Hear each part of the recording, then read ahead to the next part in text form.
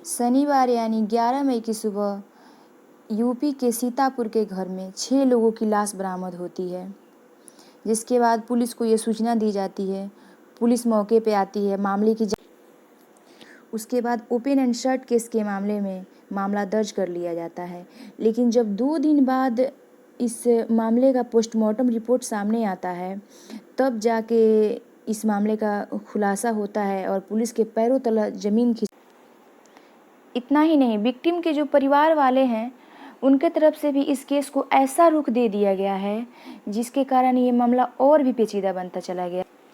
दरअसल पहले तो ये मामला ओपन एंड शट केस के मामले में देखा जा रहा था, लेकिन जैसे ही अंकित ने इस मामले की पूरी कहानी सुनाई, पूरा मामला बताया, तो पुलिस भी दंग रह गई कि ऐसा जिस नज़रिए से हम लोग इस केस को देख रहे थे, ये कहानी तो पूरा उल्टा हो गया, पूरा उसका मामला ही पलट गया। आखिर क्या था मामला इस हत्याकांड का, इसकी कहानी क्या थी, ये पूरी कहानी हम आपको इस वीडियो में बताएंगे। नमस्कार, आप देख रहे हैं क्राइम न्यूज़ और मैं हूँ निधि सिंह। दरअसल शुक्रवार यानी 10 मई की बात है।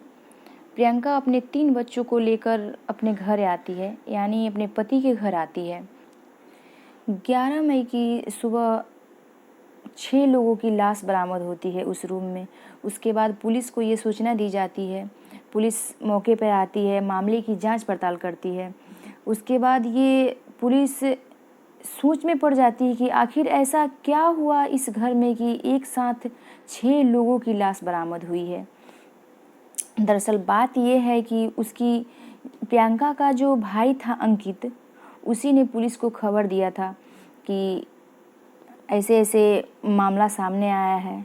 तो पुलिस आती है, मतलब उसका प्रियंका जो पति था अनुराग, वो मामला ऐसे आता है कि प्रियंका के सर पे हथौड़ा मारकर अनुराग ने उसको मौत के घाट उतार दिया था। लेकिन और 3 बच्चों का मामला ये सामने आता है कि उसको छत से ले जाके बाहर फेंक दिया गया था। अनुराग जो प्रियंका का पति था, वह 45 वर्ष का था। वह अपने 3 बच्चों को छत से नीचे फेंक देता है और प्रियंका के सर पे हथौड़े से मार के उसको मार डालने का उस पे इल्ज़ाम लगा हुआ था। इसके कारण रूम में हथौड़ा बरामद हुआ था। और बात ये सामने आती है कि आखिर उसकी माँ के सर पे भी हथौड़े से मार के मारने का केस सामने आता है।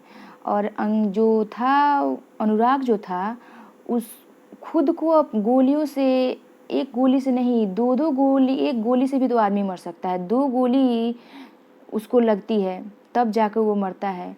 और जब पोस्टमार्टम रिपोर्ट सामने आती है, तब अनुराग के सर पे भी हथौड़े का चोट था, प्रियंका के सर पे भी हथौड़े का चोट था, और उसकी जो एक लड़की थी आहाना, उसके सर पे भी हथौड़े का चोट था और उसके सर पे गोली का भी निशान था। तो आखिर छत से फेंकने का और ये गोली लगने का और हथौड़े से चोट का क्या ताल्लुक़ हो सकता है? आदमी तो ऐसे भी मर सकता है, हथौड़े के चोट से भी एक बच्चा है तो वो मर सकता है।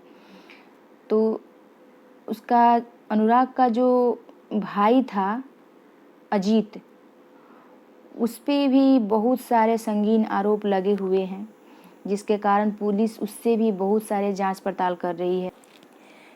प्रियंका का जो भाई था अंकित, वह अजीत पे बहुत सारे संगीन आरोप लगा रहे थे।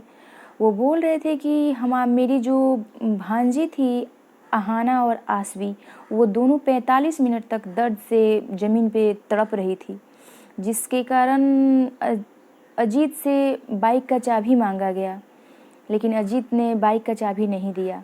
तो गांव के कोई निर्मल नाम के कोई लड़के हैं जो आते हैं और अपने बाइक से ले जाके दोनों लड़कियों को ले जाने के दरमियान हॉस्पिटल पहुंचते ही वो दोनों लड़की रास्ते में ही दम तोड़ देती है। उस पे बहुत सारे संगीन आरोप लगाए जाते हैं। प्रियंका का जो भाई था अंकित, वो अजीत को कटघरे में खड़ा कर देता है। तब अजीत जो था वो अंकित पे भी बहुत सारा आरोप लगा रहा था। अजीत से पुलिस लगातार पूछताछ कर रही थी।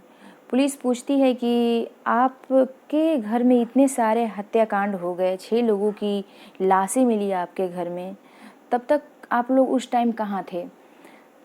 तो अजीत बताता है कि मैं शुक्रवार की रात अपने घर आया और उनके घर में बहुत सारे चीखने चिल्लाने की आवाज़ें सुनाई दे रही थी। मैं उस रूम में गया और देखा कि वहाँ पे प्रियंका और अनुराग की झड़प चल रही थी, तो मैं फिर वहाँ से चला गया।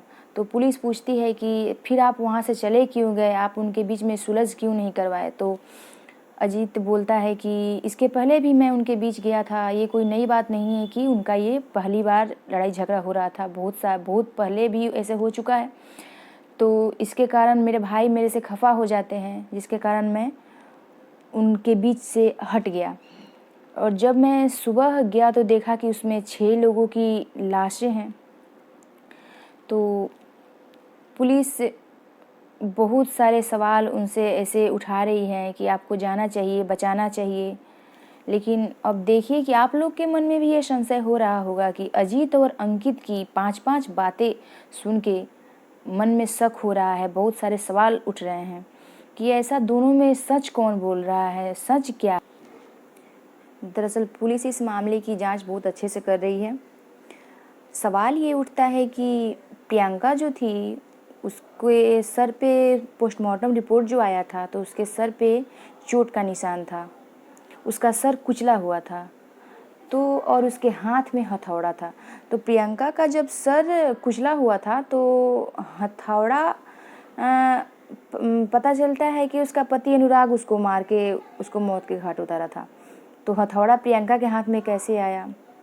दूसरी बात ये है कि जब अनुराग जो था उसको गोली लगी हुई थी, खुद को गोली मार के अपने आप को मौत के घाट उतारा हुआ था, तो तमंचा उसके हाथ में न होकर बेड के नीचे से तमंचा मिला। जब पुलिस जांच पड़ताल कर रही थी तो तमंचा बेड के नीचे पाया गया। तीसरी बात यह है कि अनुराग को मानसिक बीमारी से ग्रसित बताया जा रहा था। जब अनुराग मानसिक बीमारी से ग्रसित था तो सिविल सर्विसेज के एग्ज़ाम को कैसे क्वालिफाई? टॉपर था, वो बीए से भी टॉपर था। तो ये बताइए कि अनुराग उसको कैसे मानसिक रोगी ठहराया जा सकता है?